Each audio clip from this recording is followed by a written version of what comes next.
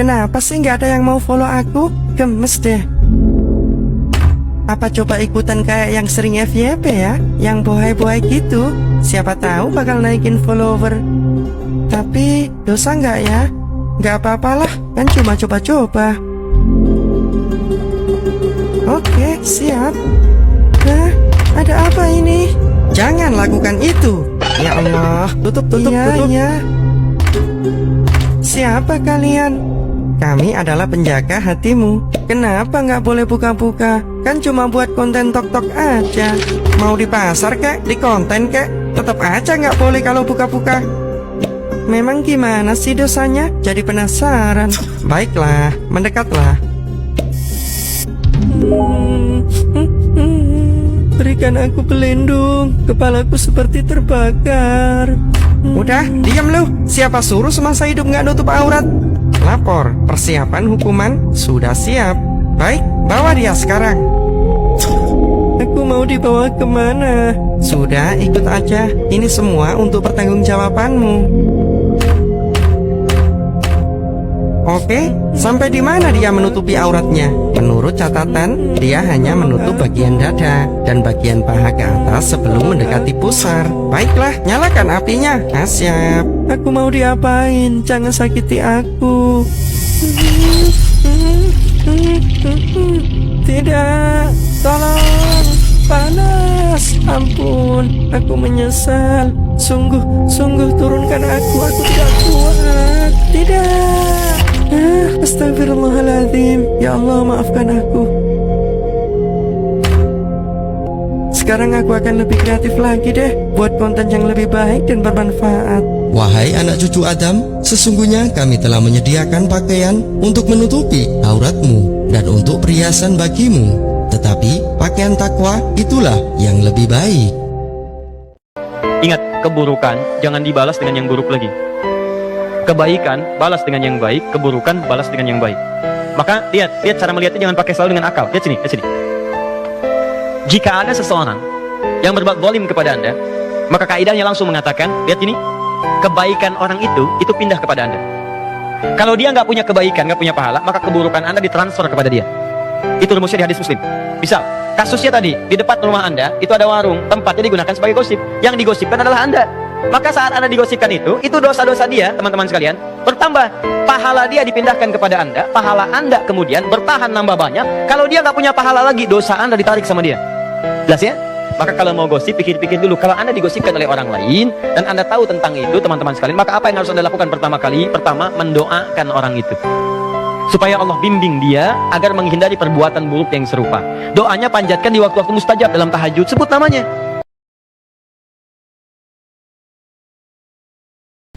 Jangan di skip buat kalian yang pengen doanya didengar sama Allah. Ini ada tips doa minta sesuatu ke Allah. Pertama, angkat kedua tanganmu, pertanda kalau kita serius butuh pertolongan Allah. Kedua, jangan langsung to the point, tapi kamu puji dulu Allah setinggi-tingginya dan rendahkan dirimu serendah-rendahnya. Puji Allah, ya Rob, Engkau yang maha pengasih lagi maha penyayang. Engkau yang maha pemberi rizki, Engkau yang maha pengampun. Ya Rob, Engkau yang maha segala-galanya. Puji, sebut satu-satu nama-nama Allah. Lalu rendahkan dirimu serendah-rendahnya. Hambamu yang belumuran dosa, hambamu yang hina saat ini datang di hadapanmu bersimpuh. Hambamu yang tidak punya apa-apa, tidak bisa apa-apa, tidak punya siapa-siapa selain Engkau, ya Allah, tolong. Lalu sambung dengan salawat kepada Nabi Muhammad, baru sampaikan doa-doamu. Yuk praktekin, insya Allah semua hajat kita dikabulkan Allah subhanahu wa ta'ala. Amin, amin, amin. Lihat mata Anda di cermin yang penuh dengan dosa. Tatap wajah Anda yang penuh dengan dosa. Tatap lisan kita yang banyak maksiat. Tatap tangan kita yang pernah berbuat buruk. Tatap kaki kita yang melangkah pada maksiat. Apakah layak untuk menjadi ahli surga? Kenapa Anda begitu ringan meminta kepada Allah Firdaus, sementara Anda tidak buktikan dengan ikhtiar? Karena itu Anda usaha. Ayo berubah. Ngapain Anda kumpulin dunia? Dunia itu mudah, kecil.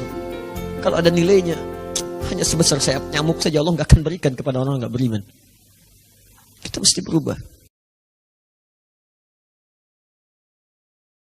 Siapa yang mengamalkan zikir ini, saya akan sembuhkan penyakitnya, walaupun ia menderita penyakit seperti Ayyub alaihissalam yang tidak pernah dialami orang sebelumnya atau dirasakan orang setelahnya. Karena kadang-kadang ada keluhan ketika sakit. Ya Allah, kenapa saya begini? Ya Allah, kapan sembuhnya? Bacakan zikirnya, Anni massaniya dhurru wa anta arhamur rahimin. Siapa yang mau berubah lebih baik lagi, dia mau berhijrah. Yang tadinya belum pakai hijab, dia mau pakai hijab. Yang tadinya kata-katanya kasar, dia mau jadi lebih lembut. Yang tadinya jarang ngaji, sekarang mau ngaji. Kata Allah, kalau dalam proses dia berubah itu, walaupun belum sempurna seperti orang kebanyakan menilainya, dan dia mau berubah, kemudian tiba-tiba wafat, maka Masya Allah, kata Allah, saya terima semua perubahannya, saya berikan pahalanya, dan saya jamin surganya.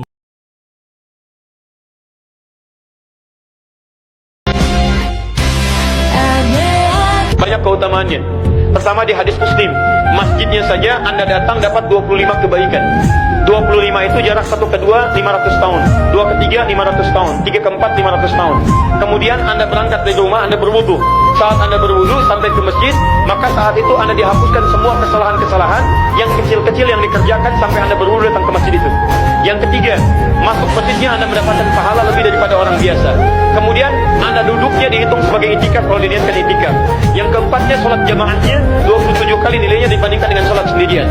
Kemudian setiap zikirnya dihitung lebih daripada zikir orang lain. Anda dipercepat dikabulkan doanya sepanjang bermohon kebaikan kepada Allah Subhanahu wa taala. Masjid. Yang terakhir, Anda berpeluang mendapatkan hidayah Allah Subhanahu wa taala. Di Quran surah ke-9 ayat 18. Orang yang sengaja meninggalkan sholat, hukumnya dosa besar. Awas, hati-hati.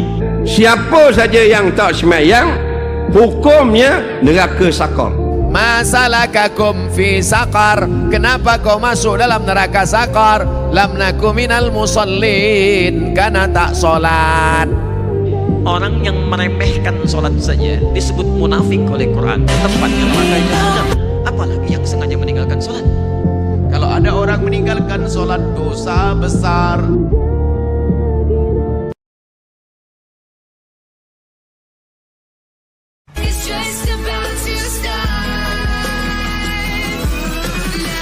Kalau doa itu tangannya diangkat. Soalnya adab dalam berdoa mengangkat tangan, minta kepada Allah. Walaupun doa begini boleh, tangannya seperti Muhammad Hadi gitu boleh. Cuman kita ambil adab dalam berdoa. Orang kalau berdoa memakai adab, Allah Subhanahu wa taala akan segera mengabulkan apa yang diminta. Dan tadi Habib saya kan doanya pakai Bismillahirrahmanirrahim, Alhamdulillahirabbil alamin. Pakai sholawat juga, Allahumma salli wa sallim ala sayyidina Muhammadin wa ala ali sayyidina Muhammad. Kenapa kok pakai sholawat? Karena kita ini bisa tahu doa, bisa tahu adab kan karena Nabi Muhammad. Nah, kita sebagai terima kasih kita sama Nabi Muhammad, kita pakai sholawat sebelum kita baca doa. Dan doa itu kalau diawali dengan sholawat dan diakhiri dengan sholawat akan lebih cepat dikabulkan oleh Allah Subhanahu wa taala ya. Jadi Muhammad pakai itu, Bismillahirrahmanirrahim, Alhamdulillahirabbil alamin, Allahumma salli wa sallim ala sayyidina Muhammadin wa ala ali sayyidina Muhammad. Setelah itu doa. Setelah selesai doa, wa sallallahu ala sayyidina Muhammadin wa ala ali sayyidina Muhammadin walhamdulillahi rabbil alamin. Baru Al-Fatihah atau apa dibaca ya.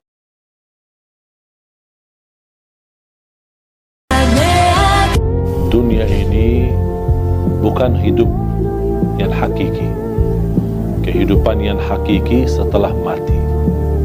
Jangan sampai dunia ini yang hidupnya sementara melalaikan daripada kehidupan yang abadi. Banyak orang masih memilih kehidupan enak, tapi nanti di akhirat sengsara. Jadikan hidupan di dunia ini, walaupun anda hadapi susah, tantangan, tak apa-apa. Semua bakal berlalu. Dan segala sesuatu di dunia ini, biarpun yang paling enak kita dapat. Anggaplah kita kaya, orang yang paling kaya raya. Tapi ujungnya mati, buat apa kekayaan itu? Buat apa kemewahan itu? Buat apa keindahan itu? Kalau saya akan nanti tinggalkan, akan menuju kepada kehidupan yang abadi. Makanya harus kita fikir cerdas untuk mempersiapkan diri menghadapi kematian.